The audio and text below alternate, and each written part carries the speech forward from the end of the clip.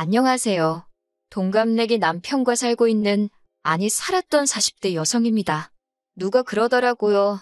기쁨은 나누면 배가 되지만 슬픔은 나누면 약점이 된다고. 그래서 지인들에게도 속 시원히 터놓고 말을 못했는데 요즘 어디에라도 이 답답한 마음을 털어놓고 싶어서 죽겠더라고요. 그래서 익명의 힘을 빌려 제 이야기를 하러 왔습니다. 남편과는 아는 선배의 소개로 만났어요. 선배 말로는 사람이 무뚝뚝하긴 해도 속이 깊다고 진국이라고 하대요. 진국이고 뭐고 솔직히 소개팅은 내키지는 않았는데 그도 그럴 것이 저는 낯도 가리고 쑥스러움이 많아 자연스러운 만남을 추구하는 편이었거든요. 하지만 남편을 소개받을 당시 제 나이 28살이었고 그래서인지 주변 친구들은 결혼 준비를 하고 있거나 연애를 하기에 바빴네요. 그렇다 보니 저도 언젠가부터 조바심을 느끼고 있었고요. 그래서 일단 한번 만나나 보자 싶어서 나갔습니다. 그런데 무뚝뚝한 남자라는 선배의 말과는 달리 남편은 좀 버벅거리기는 했어도 같이 있는 내내 어떻게든 대화를 이끌어가려고 노력하대요. 낯을 많이 가리는 것 같기는 했지만 자기 딴에는 그래도 농담도 던지고 그런 모습이 저한테 잘 보이려고 노력하는 것 같아서 보기 좋았어요. 그렇게 그날 밥 먹고 차 마시고 어쩌다 보니 맥주까지 한잔했네요. 그리고 이후로도 몇 차례 더 비슷한 데이트를 했고 저희는 사귀기 시작했지요. 이후로 남편과는 3년을 사귀었는데 그 시간 동안 남편은 단 한 차례도 술이나 여자 문제로 저를 가슴 아프게 한 적이 없었습니다. 그래서 결혼 상대로 제격이라고 생각했어요. 너무 단순하다, 어이없어 보일 수도 있지만 사실 저희 언니가 형부의 외도로 굉장히 오래 힘들어했거든요. 그런 언니를 옆에서 지켜보고 있으니 돈이고 인물이고 다 필요 없다 싶었어요. 나만 사랑해주고 나만 위해주면 최고다. 그렇게 생각했달까요? 결혼 준비를 하는 과정은 그다지 까다롭지 않았어요. 주변 사람들 중 몇몇이 남편이 홀어머니의 위로 누나 둘이 있다는 걸 알고 저더러 잘 생각하란 식으로 충고를 하기도 했는데 솔직히 말해서 그땐 그런 말이 귀에 들어오지 않았네요. 그리고 실제로 어머님을 두세 번 만났었는데 어머님이 저에게 살갑게 대해주신 건 아니지만 특별히 나쁘게 하신 것도 없었거든요. 저 또한 모녀 같은 고부 사이를 원하지도 않았기에 딱히 서운한 것도 없었고요. 어머님의 대면대면하신 태도가 오히려 편했다니까요. 그래서 결혼을 하더라도 어머님이나 신우들하고 갈등을 겪을 일은 없을 거라고 생각했는데 제가 너무 단순했던 거지요. 말이 나와서 말인데 시댁 사정은 듣자 하니 빠듯했어요. 남편 말로는 아버님 돌아가신 이후로 어머님이 자식새 키운다고 건물 청소면 남의 집살림이며 이일저일 가리지 않고 하셨대요. 고생을 많이 하셨다고요. 그래서 남편이 자기가 취직한 이후로는 어머님더러 일을 그만하시라 했답니다. 그리고 이후로 생활비로 한 달에 50만 원씩 보내드리고 있다대요. 신우들도 얼마씩 보내드린다고 하는데 정확히 액수까지는 모르겠어요. 다만 결혼 후에 신우들 집에도 갔었는데 까놓고 말해서 해놓고 사는 거 보니까 사는 게 여유 있어 보이지는 않더라고요. 아무튼 그래서 어머님은 자식 셋이 보내주는 용돈과 나라에서 받는 약간의 연금으로 생활을 이어나가고 계셨어요.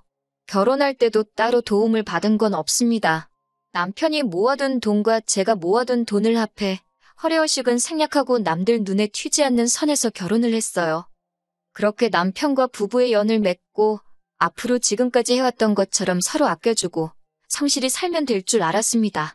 그런데 이게 웬걸요? 제 남편 말이에요. 효자도 그런 효자가 없더라고요. 연애할 때는 도통 티를 안 내서 전혀 눈치채지 못했는데 갑자기 사람이 어머님 이야기만 나오면 눈물이 그렁그렁 맺히질 않나? 안쓰러워서 밥 먹다가 목이 메인다 하질 않나? 아니, 저도 부모님 계시지만 별꼴이더라고요.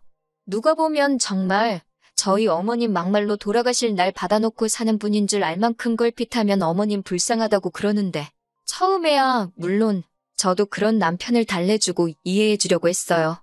그런데 제가 그럴수록 남편이 저에게 이상한 요구를 해오더라고요.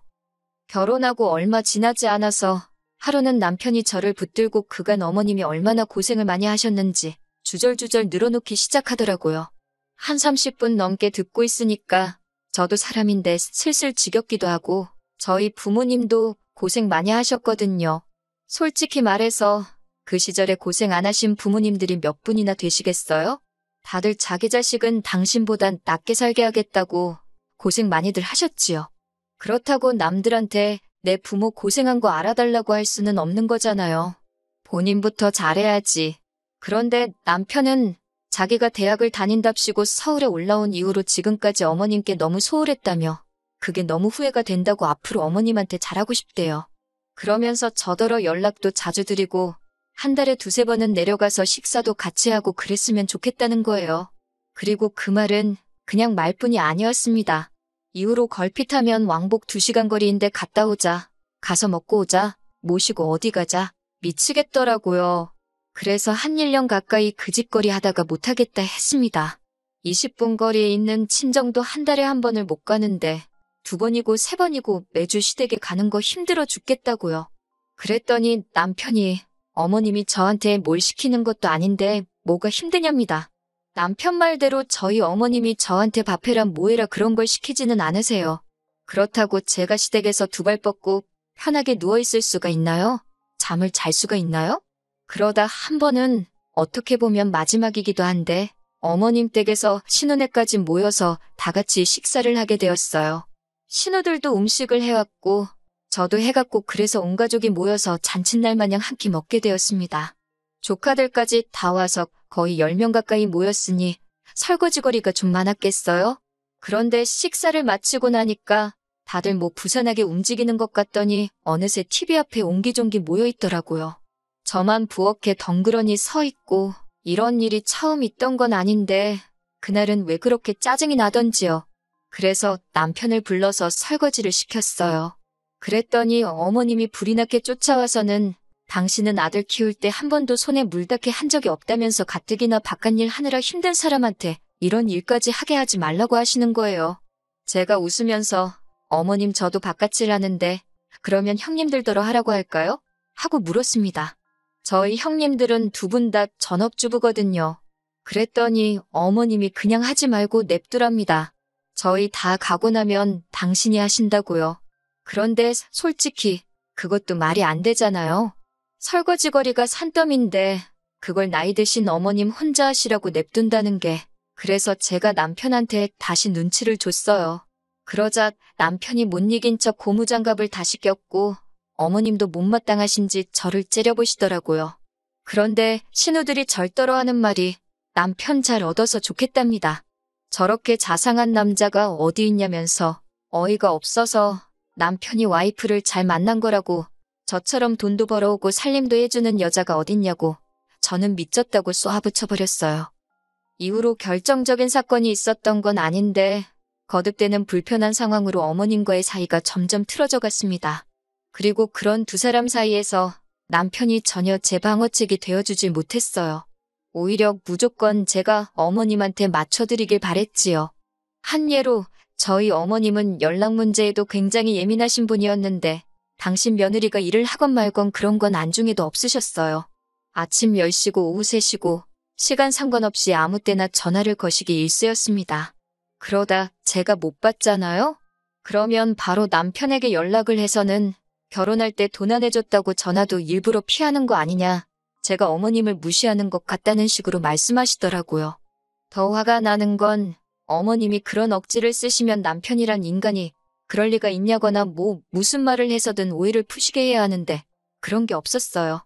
오히려 저한테 전화를 해서 정말 어머님 전화라서 일부러 안 받은 거냐고 추궁을 하더라니까요. 그리고 이런 일이 반복되다 보니 잘해봤자 한 번 실수하면 끝이구나 싶어서 잘하고 싶지도 않더라고요. 그래서 결혼한 지 한 2, 3년 차가 됐을 무렵에는 그냥 정말 며느리로서 해야 할 일만 했어요. 예쁨 받는 며느리 되고 싶다 욕심낸 적도 없지만 아예 마음에서 비웃달까요? 그러다 결정적으로 이혼으로 치닫게 된 사건이 벌어졌습니다. 시작은 반찬이었지요. 제가 결혼하고 2년차쯤 되었을 때 친정아버지께서 은퇴를 하셨는데 이후로 공기 좋은 곳에서 생활하고 싶다며 친정어머니와 함께 지방으로 내려가셨어요. 그리고 이후로는 그곳에서 생활하시면서 저에게 반찬 같은 걸 보내주십니다. 저희 친정어머니는 음식 솜씨가 좋으신데 전 그렇지 못하거든요. 그리고 남편도 저희 친정어머니 음식을 엄청 잘 먹고 좋아했고요.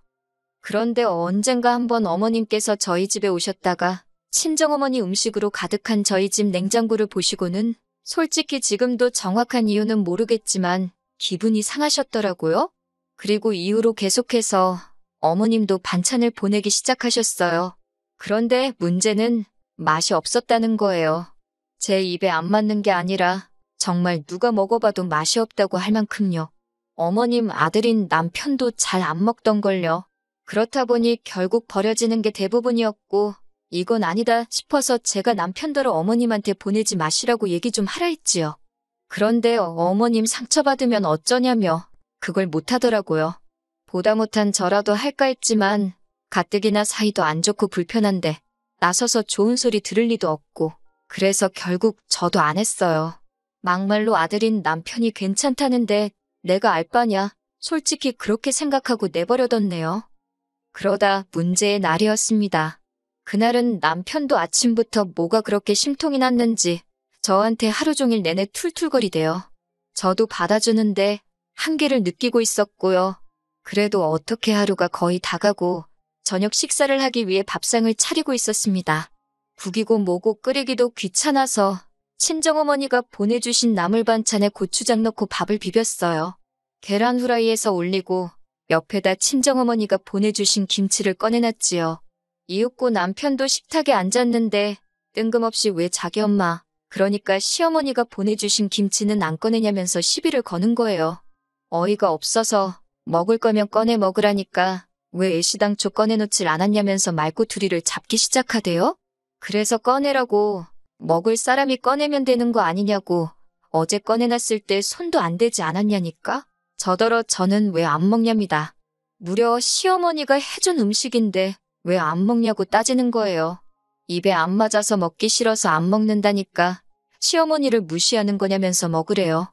무조건 먹으라면서 악을 쓰는데 순간 사람이 아니라 무슨 짐승처럼 보이더라고요.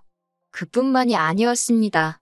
저희 어머니가 보내주신 김치를 갑자기 싱크대에 들이붓더니 이제 장모님 음식은 금지라고 시어머니가 보내주신 음식만 먹으래요. 장모님 반찬은 이 집안에 반입 금지라나요? 저도 가만히 있자니 열불이 나서 어머님이 보내주신 김치 똑같이 싱크대에 들이부었습니다. 그러자 남편이 먼저 저더러 미친 엑스라고 욕을 하더니 집에서 나가더라고요. 나가봤자 지만 손해지. 저도 그 뒤통수에다 똑같이 욕하고 난리도 아니었어요. 집안에서 김치 냄새는 진동을 하지 하는 가라앉지를 않지 진짜 열받더군요. 그런데 다음 날 남편이 집에 기어들어오대요. 얘기를 좀 하잡니다. 그러면서 사실 자기가 요새 저한테 너무 서운했다나요. 어머님이 제가 처음 시집올 때랑 달라졌다면서 제 눈치를 보신다나 어쩐다나. 그런데 제가 어머님 반찬까지 안 먹으니까 진짜 어머님 말씀대로 며느리인 제가 어머님을 무시하는 것 같아서 순간 너무 속상했답니다. 이야기를 듣고 있는데 솔직히 진짜 또라이구나 그 생각밖에 안 들었어요. 그런데 이런 제 속을 아는진 모르는진 남편이 한다는 말이 그래서 자기가 어머님과 제 사이에 오해를 풀려면 어떤 방법이 좋을지 고민해봤는데 같이 사는 게 제일 좋겠답니다.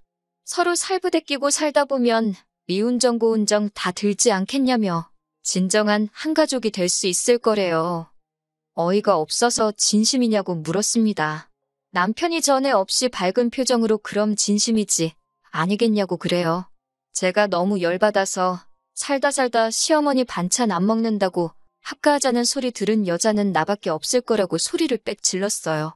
그리고는 남편더러 당신도 맛대가리 없어서 안 먹는 걸 왜 나더러 먹으라고 난리냐고 그렇게 좋으면 너나 많이 처먹으라고 악을 썼습니다. 합가 같은 소리 좋아한다고 그렇게 니네 엄마 반찬 먹으면서 니네 엄마랑 살고 싶으면 나랑 결혼은 왜 했냐. 그냥 니네 엄마랑 부둥켜 안고 살지.